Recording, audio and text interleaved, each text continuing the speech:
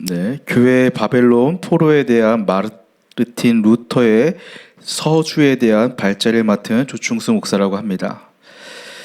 네, 이 마틴 루터는 교황청에 대해 바벨론이라 말합니다. 또한 이 바벨론 포로는 결국 이 교회에 있는 성도들을 이야기합니다. 그래서 우리가 제목에서 알 수 있듯이 이 마르틴 루터는 결국 이 교황청을 바벨론이라 말하며 매우 심각한 타락과 오염, 결국 적그리스도라고 이야기하고 있습니다.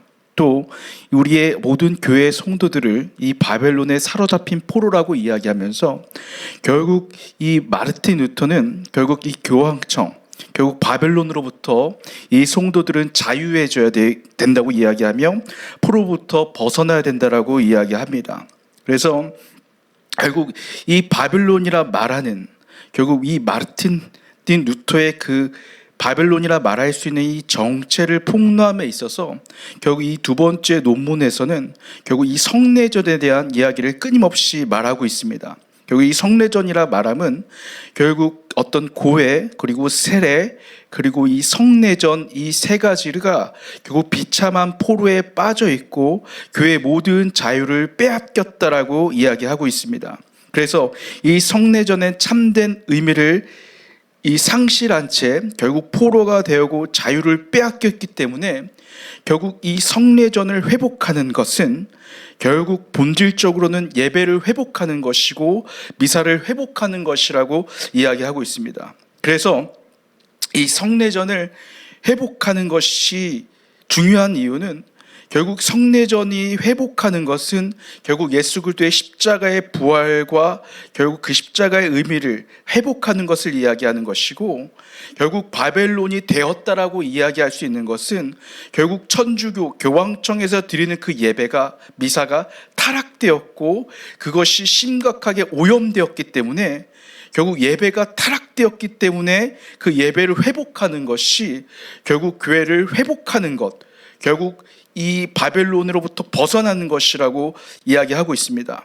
그래서 결국 이 성례전의 핵심, 결국 이 마틴 루터가 성례전을 이야기하는 것은 결국 우리의 주님의 몸과 피라고 이야기할 수 있는, 결국 그 빵을 몸이라고 이야기하고 포도주를 피라고 이야기하며 결국 성례전을 통해서 그리스도의 몸과 피를 기념하고 나눌 수 있는 것은, 이것은 결국 하나님의 신적인 역사와 믿음이 없이는 불가능하기 때문입니다. 그래서 결국 성례전의 핵심은 결국 우리의 하나님의 역사와 믿음이 있어야 결국 그리스도의 몸과 피를 기념할 수 있다라고 이 마틴 루터는 이야기합니다.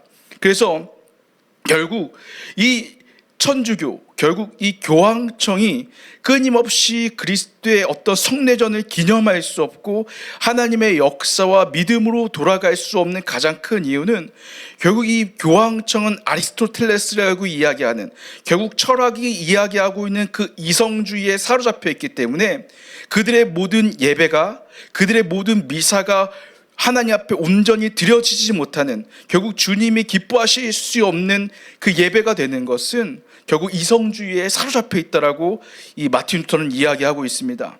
그래서 결국 이 예배의 참된 의미는, 결국 성례전을 통해서 우리에게 이야기하고 있는 예배의 참된 의미는 이성주의로부터 벗어나서 결국 믿음과 하나님의 역사에 참여하는 것, 믿음으로 하나님께 드리고 믿음으로 하나님을 예배하며 믿음으로 끊임없이 하나님의 역사에 동참하는 것, 이것이 결국 예배의 참된 의미라고 이야기하고 있습니다. 그래서 결국 우리가 믿음으로 살아갈 때, 결국 믿음으로 주님 앞에 예배로 드려질 때 결국 우리의 믿음, 우리가 주님 앞에 참된 예배를 회복하고 결국 우리가 참된 예배로 돌아가는 것이라고 이야기하고 있습니다. 그래서 이성주의로부터 벗어나는 것, 결국 이 합리주의와 세속주의로부터 벗어나는 것이 결국 참된 신앙의 회복이라고 이야기합니다. 이것은 결국 지금 한국교회 역시도 사실 마찬가지입니다.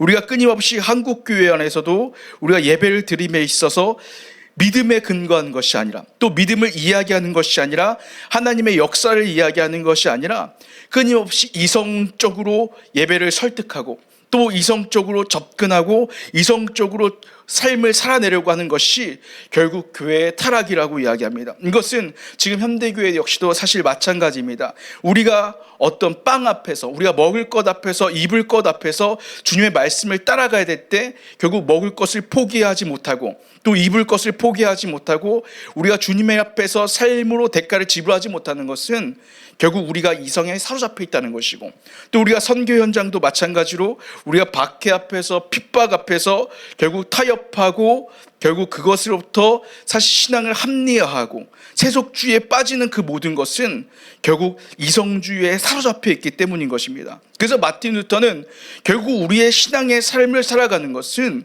결국 우리 안에 믿음이 있다면, 또 우리가 하나님의 역사에 동참하여서 믿음으로 살아가는 사람이라면 결국 타협이란 있을 수 없고 세속주의란 있을 수 없고 또 우리가 어떤 세상으로 오염되는 그 모든 것은 있을 수 없다라고 이야기합니다. 결국 우리의 신앙은 극단적인 삶으로 말미암아 삶으로 실현될 수밖에 없고 믿음으로 행위로서 드러날 수밖에 없는 것이 결국 이 마틴 루터가 이야기하고 있는 것입니다. 그래서 우리가 결국 신앙이라는 것은, 예배라는 것은 말씀을 약속으로 붙잡고 믿음으로 살아갈 때 참된 믿음이 되고 참된 신앙이 되고 참된 예배가 될 수 있다라고 마틴 루터는 이야기하고 있습니다. 그래서 우리가 결국 예배의 오염은 무엇이냐? 이성주의고 합리주의고, 결국 우리가 예배로부터 회복되는 길은 이성주의를 벗어나는 것이고 합리주의를 벗어나는 것이고 오직 믿음과 하나님의 역사로서 살아가는 것이 예배의 참된 회복이라고 이야기하고 있습니다. 그래서 이 마틴 루터는 결국 이번 논문을 통해서 그 이후에도 세례를 이야기하고 고해성사를 이야기하고 견신례를 이야기하고 혼인도 이야기하고 성품도 이야기하고 결국 모든 것을 이야기하는데, 결국 이 모든 것에는 결국 세례도 마찬가지고 고해성사도 마찬가지고 견신례도 마찬가지고 혼인도 마찬가지고 성품도 마찬가지고 거기에는 모든 이 본질의 어떤 그것의 잘못된 이유에는 끊임없이 우리가 믿음이 아닌, 그리고 우리가 하나님의 역사가 아닌 끊임없이 그것을 다른 방법으로, 이성적인 방법으로 접근해서 결국 잘못된, 결국 이성으로 접근하여서 우리가 결국은 율법주의로서 인간을 끊임없이 오염하고 올가매고 포로로 삼아서 결국 우리의 교회의 본질과 예배를 잘못되게 만드는 것, 이것이 마틴 루터는 잘못되었다라고 이야기합니다.